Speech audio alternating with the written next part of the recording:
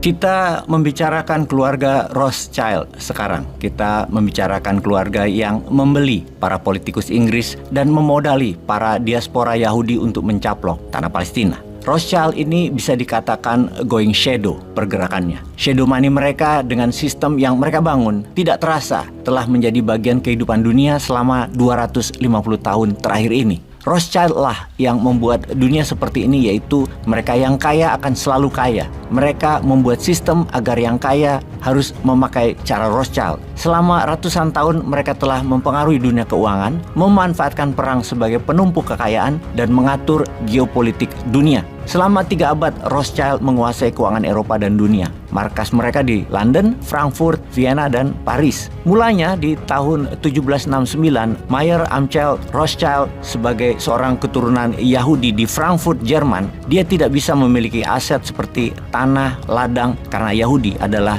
warga negara pinggiran. Mereka hanya bisa berdagang seperti berdagang kain, buah-buahan, baju bekas. Namun Mayer Amschel memilih berdagang barang antik dan koin emas di masa mudanya tersebut. Disinilah praktek awal memanipulasi dagangan yang dunia sekarang kenal dengan istilah front running. Front running adalah situasi di mana Anda mengetahui informasi penting yang kemudian Anda invest ke sebuah barang dan melakukan pembelian di awal lalu menggoreng harga. Kalau mau membayangkan kira-kira sekarang posisinya seperti stockbroker, seperti Leonardo DiCaprio dalam film The Wolf of Wall Street. Rothschild memainkan nilai koin emas dengan kliennya, di mana kebetulan dia adalah bangsawan Frankfurt kaya bernama Pangeran William Haas yang ingin membeli koin emas. Apa yang dilakukan Rothschild? Dia membeli koin tersebut dengan uang pinjaman, lalu koin itu dibeli oleh Prince William dengan harga lebih tinggi. Kemudian untuk itu Rothschild untung 3 lapis. Beli dengan harga murah, pakai uang pinjaman, jual dengan harga tinggi,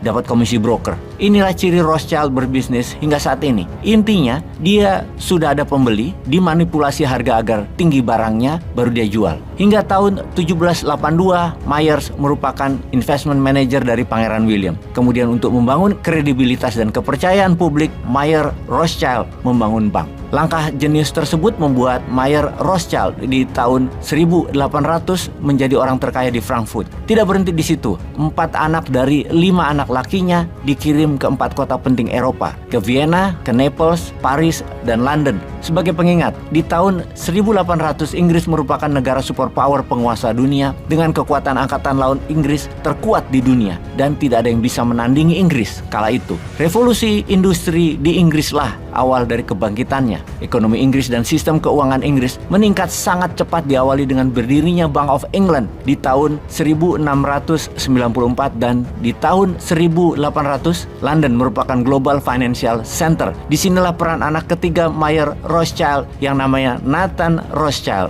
naik ke tingkat dunia. Nathan dimodali 20.000 pound sterling. Dalam setahun dia membuat uang sebanyak 60.000 pound sterling dari investasi di tekstil dan penyelundupan precious metal. Hingga tahun 1808 uangnya menjadi 800.000 pound sterling, dan di tahun 1812 Nathan membangun bank di London, dan begitu juga 3 putra Mayer Rothschild membangun bank di masing-masing negara. Di tahun 1812 Mayer Rothschild meninggal dengan sebuah kalimat yang diwariskan kepada anak cucu cicitnya yang bertahan sampai sekarang adalah family first, utamakan keluarga. Di mana kemudian Eropa memasuki masa saling berperang yang memerlukan pendanaan. Rothschild masuk ke pembiayaan negara di mana mereka sudah berada di sana. Siapapun negara perang di Eropa tersebut yang menang, Rothschild mendapatkan keuntungan, dan tentunya Inggrislah yang paling sering menang. Ada 6 perang di abad 19 tersebut dan Inggris ekonominya kuat. Ada lagi yang membuat Rothschild menjadi super kaya di masa perang di awal abad 19 adalah mereka menjadi pedagang foreign exchange atas currency di berbagai negara Eropa, yang mana hanya Rothschild yang memiliki koneksi di berbagai negara karena House of Rothschild banknya di mana-mana. Hal inilah yang membuat Nathan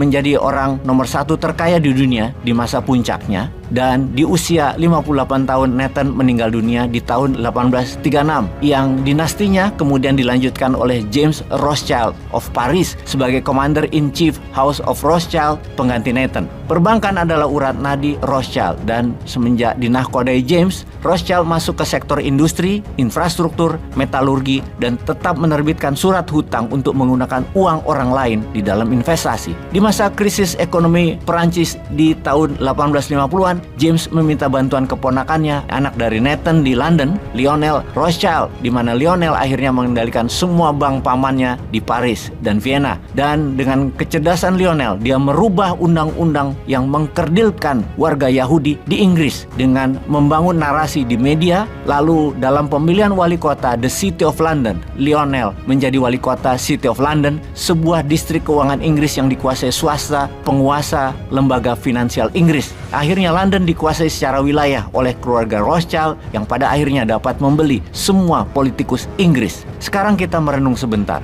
Sebelum kita melanjutkan kiprah Rothschild hingga saat ini di dunia, kita tahu cara dunia bekerja, bahwa hanya orang yang punya jaminan yang bisa kaya karena bisa menjaminkan asetnya di bank. Sementara faktanya hanya 7% manusia di dunia ini yang punya aset yang bisa dibankkan. Kesimpulan, yang 93% akan selalu miskin. Itulah ciptaan Rothschild, sistem pinjam bank tadi. Kemudian bunga berbunga bagi mereka yang telat bayar atau tidak bisa bayar, yang dilakukan pada mereka yang pinjamannya tanpa jaminan, di mana orang tersebut kalau hanya nyicil 30% saja, sesungguhnya Rothschild itu sudah balik modal. Itulah yang sekarang dijadikan pinjol sistemnya. Bank di Indonesia, sistemnya semua adalah mengkopi apa yang Rothschild lakukan, yang hanya membuat orang kaya semakin kaya, dan pemilik bank adalah yang paling kaya. Lalu bagaimana sistem keadilan keuangan itu bisa ditegakkan? Bagaimana kita mematahkan dominasi Rothschild di dunia ini? Atau kita tanya, capres kita nanti bisa nggak ya menaklukkan Rothschild dan mengganti baru sesuai dengan sistem keadilan, sesuai dengan sila kelima, yaitu keadilan sosial bagi seluruh rakyat Indonesia? Bisa nggak nih para capres?